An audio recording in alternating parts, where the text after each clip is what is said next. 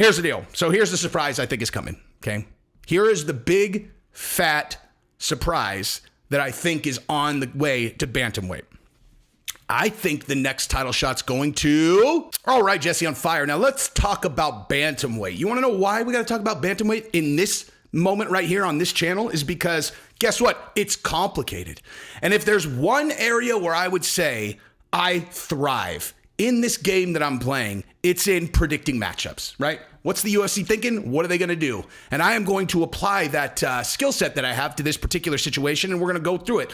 Also, we'll talk a little bit about O'Malley and Petr Yan's fight because it actually translates very, very heavily into how these matchups are going to shake out at Bantamweight, because there's a lot of, this is complicated. Like, usually, oh, this guy won. It's kind of like, well, this guy, that guy's probably the next one to get the title shot. This is not simple at all. Now, I did Shab's Fight Companion this weekend. A lot of you guys watched it. I appreciate that very much. You guys were awesome in the comments and in the live chat. And Shab is basically never going to be convinced. Well, I mean, not never, but like he's sternly convinced that O'Malley is definitely going to get the next title shot. And I am not sure about that. And I'll tell you exactly why. And I'll tell you what's going to potentially happen. But we'll get into all of that. Now, if you like this content, go ahead and subscribe and ring the bell, dude. You can ring the bell. I mean, look, I'm traveling around the country and stuff now, like on my own dime, flying out to Salt Lake City, doing the Fight Companion. Like, I know like these are things I want to do, but I'm doing them to build this channel. And so if you watch the channel a lot and you have not subscribed, I would appreciate it very much if you just hit subscribe. You don't even need to ring the bell, dude. Just, so that I can see that what I'm doing is working. But also, you know what? We should probably just jump into this, actually. Okay, so here's the deal.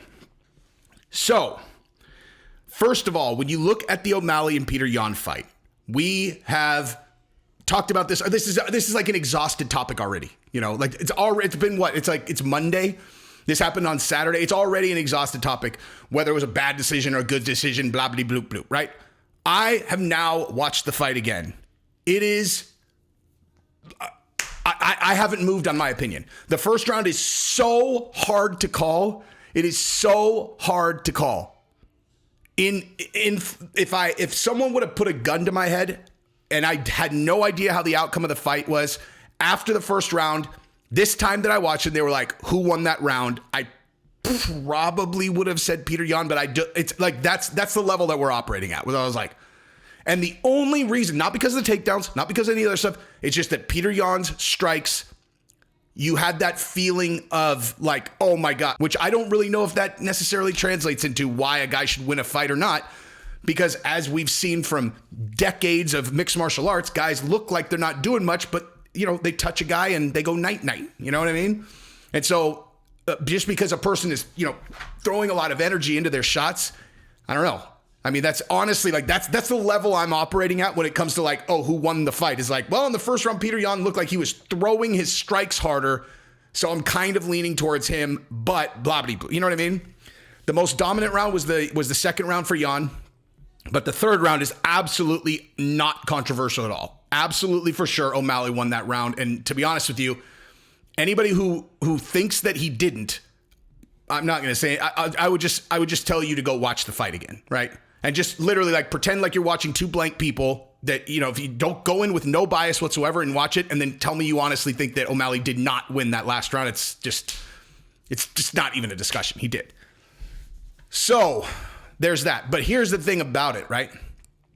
So normally, when you go into the next phase of this process, which is the matchmaking, you look at how many fights a guy's won in a row, right?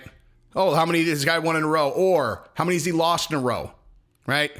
And so when you come to Petr Yan and you see on his record, it shows that he's dropped 3 in a row, okay?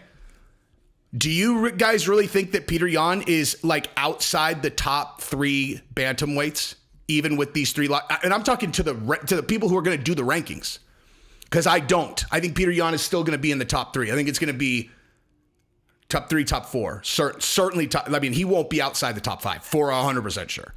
Like someone was like, oh, what is he going to drop to like number 11 now? I was like, what? No, of course he's not going to drop that far, dude. He's like in all honesty, Someone, again, gun to my head, who's the best 135 pounder in the world? I'd probably say Peter Yan, and he's lost 3 in a row.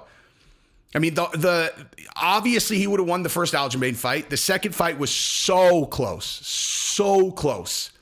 And if the fight goes 6 rounds, he wins.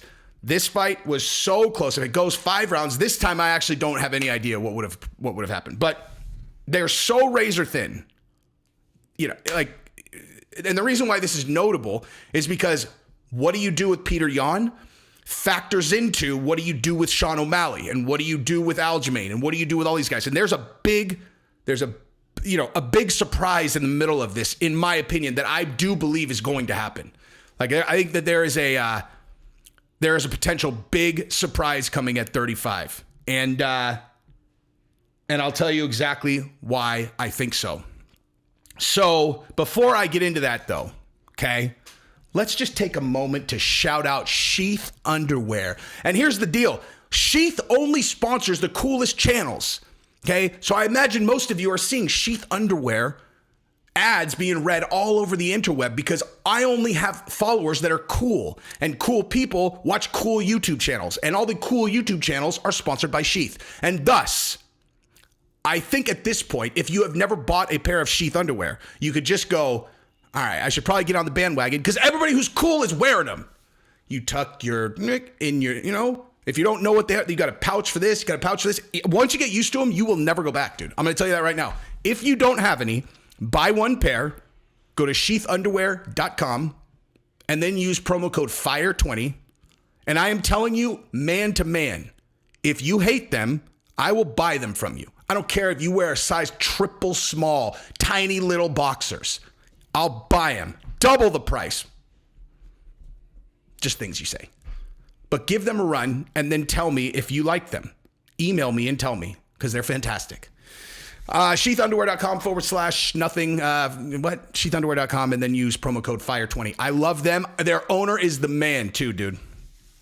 Anyway, so here's the deal. So here's the surprise I think is coming. Okay. Here is the big fat surprise that I think is on the way to Bantamweight. I think the next title shot's going to Triple C. I think Henry Cejudo is going to get the next shot at Aljamain. I think he's going to leapfrog everybody. I think he's just going to slide him right in there, and that's what's going to come next. And you want to know why? Here's why.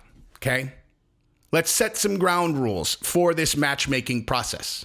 Because when you have a prospect like Sean O'Malley, you are literally going to build every single thing that you do in the top echelon of matchmaking. You're going to build it around O'Malley. Okay?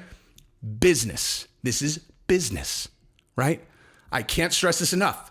The UFC obviously does not rig fights. However, they play the chessboard as best that they can to drive the outcomes that they want if the difference between one person being the champion and someone else being the champion is an astronomically impactful thing as it relates to how many pay-per-views they're going to sell. Okay? If you had to pick a single person in the UFC that could win the title that has not been a champion yet, it's Sean O'Malley, first place. Okay? And even though he just got through Yan, it's still a murderer's row up there. And Aljamain is the worst matchup of the lot for Sean O'Malley. He's the worst matchup of all of them. Because Aljamain look, he got knocked out that one fight against Marlon Moraes, right? But, dude, he got head kicked. He said he didn't take him very seriously, and I believe him. Okay? You look at every other one of his fights and just look at his ability. Like, his grappling is so next level, dude. I don't hear people talking about his grappling the way they talk about Islam Makshaw's grappling. And look, I'm not a high level enough grappler or like someone might hear that and just be like, are you serious?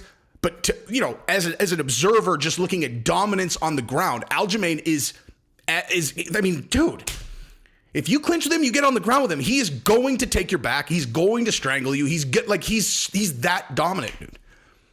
So, I'm just like, O'Malley got taken down by Jan. Okay? Now, obviously, he was able to, escape and get back up and do well against Jan. But Aljamain, if he takes him down, dude, O'Malley's not built to defend against that type of attack on the ground. And I'm talking about his physical body. Okay? If you're like me, and you're like a tight, compact little fucker that could explode, when you do jujitsu against guys who are these long, lanky fuckers, you look and you're like, I'm jealous of this motherfucker because he can shoot his legs through and fit my head and arm in a fucking triangle he makes with his legs. I can't do that. I can't fit anyone in my fucking triangle because I'm built like a Teletubby that's on steroids. What? But guess what? Do you want to know what's really hard to do with me, regardless of how good you are? Is choke me. It's hard because go ahead, choke my neck. Do it. Try to choke me, you fuck. Like, can I be choked? Of course. But it's not that easy. Okay? It's a give and take because these big lanky guys, I'm defending my neck, but if they go like this, it doesn't even help them, dude. It's an enormous fucking neck to strangle. Long. Strangleable. So Aljamain, if he gets O'Malley on the ground and things go the way that they have for everybody else, I mean, he's very likely to fucking finish O'Malley on the ground. And if you look at the rest of these matchups that are at Bantamweight, in my opinion, Aljamain is clearly the worst matchup for O'Malley. Clearly. So I don't think they want to just throw him in there. He's coming off this big win. What happens if he just gets taken down and strangled? Like the Sugar Show takes a big hit backwards, right? So that's why I don't think they're just going to throw him in a title shot. I really don't. I think they're going to do Henry Cejudo. I think they're going to do Cejudo, dude. And there's another reason for that is because what do you do with Chito Vera? What do you do with Chito? Like, there is a possibility here that Chito gets a title shot and they do Cejudo versus O'Malley. That's possible. But Cejudo's getting in this mix, dude. He is getting in this mix. You do have Dvalishvili. Dvalishvili is in the middle of that. But you want to know who I think they're going to give Dvalishvili to? Peter Yan. That's what I think. I think Peter Yan is getting Dvalishvili. And do you know why? Because Dvalishvili didn't show up and he did a really boring fight against Jose Aldo and they're mad. They're like, oh, look at you. Oh, so you get on the microphone and you talk about how Aljamain is your best friend and he's the champion and you don't want to fight him and also you put out a boring performance? Oh, well, show him what he's won, you guys. A fight against Peter Yan.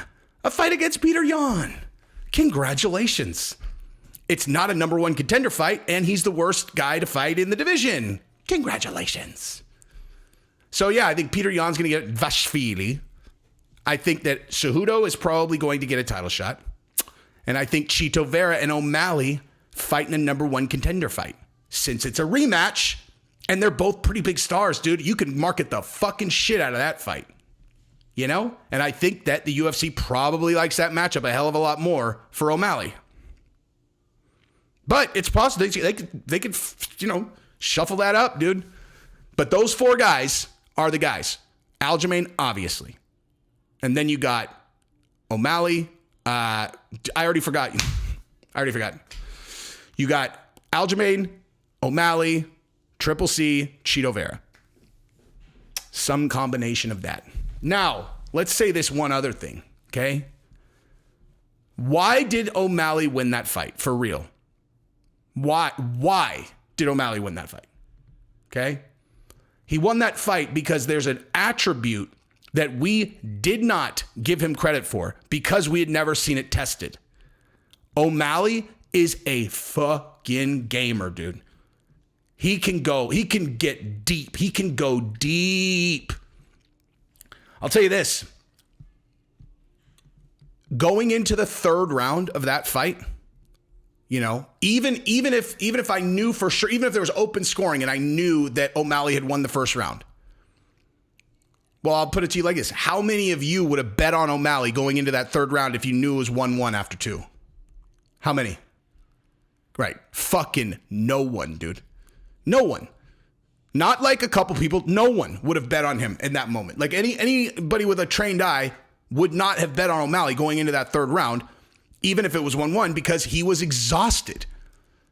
He was exhausted. He was blowing hard, dude. And it's fucking Peter Yan, who's notorious for wearing guys out. He's like, Khabib and Islam, they like to wear guys out and then finish them on the ground. But Peter Yan does the same thing, except on the feet. He gets guys tired and then he just pulverizes them in the later rounds. And it always starts in the third. So looking at the history of Peter Yan's matchups and then looking at O'Malley like, oh shit, he's tired. Who the fuck would have picked him? No one, dude. And he somehow, in the minute and a half that he had in between rounds, he composed himself and he came out not just like recovered, but moving so well that he dominated the last round. It's incredibly, incredibly impressive. I mean, just is. And we know, dude, he's got a chin too, dude. He's got a chin. Again, the only durability conversation has to do with his legs because, as far as his body and his ability to take heavy shots are concerned outside of his legs, that conversation's over, dude. That shot that he got hit with in the second round from Yan, I don't know how he was awake. It didn't look like he saw it coming, and it hit him right on the button, dude. Anyway, congratulations, O'Malley. I hope that you get everything that you've desired in this world because you fucking earned it. Peter Yan, don't hang your head. You're an incredible fighter. You're still going to be in the mix, dude. As far as he's very marketable too, to be honest. He's if he learns English, that will really, really help him. Anyway, that's what I got. Subscribe to the channel. Love you guys. Peace.